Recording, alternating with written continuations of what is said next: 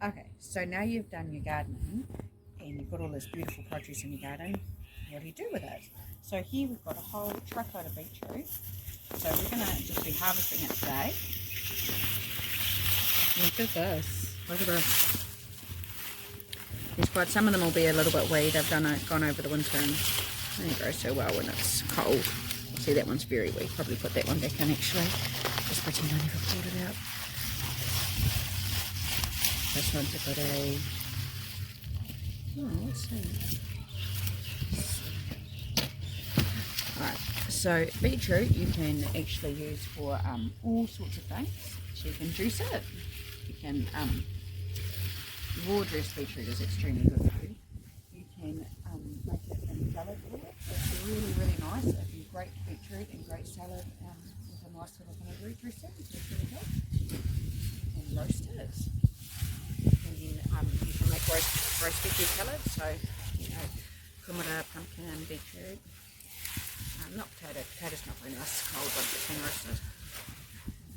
But this one, because it's been grown all winter, I'm just actually going to bottle this.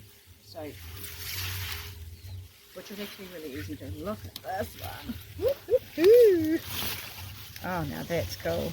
That is probably the biggest beetroot I have ever grown. That's impressive.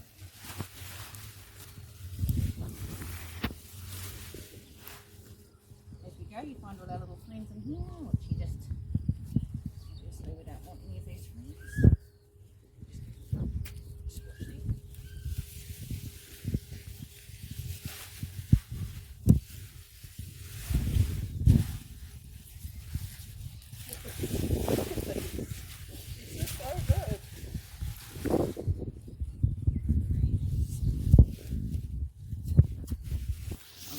So we'll just put this one back in the ground.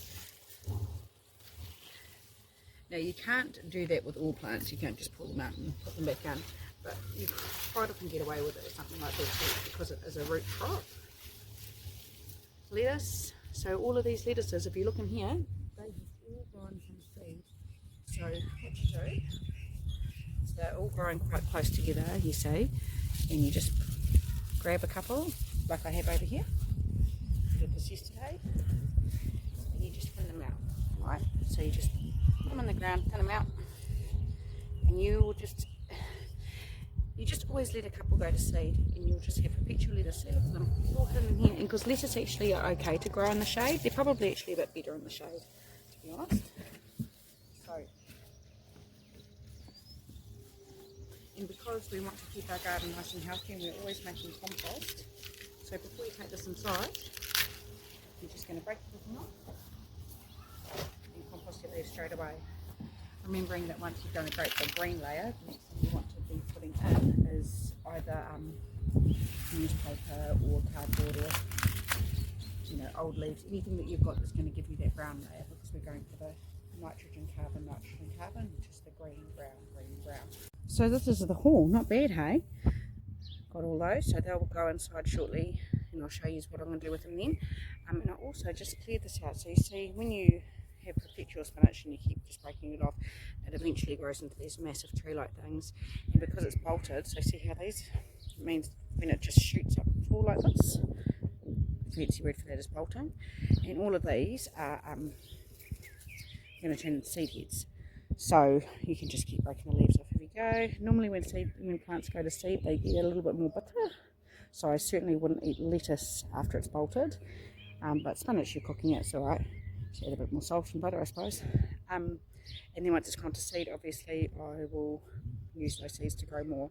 And no worries, because there's plenty of the spinach.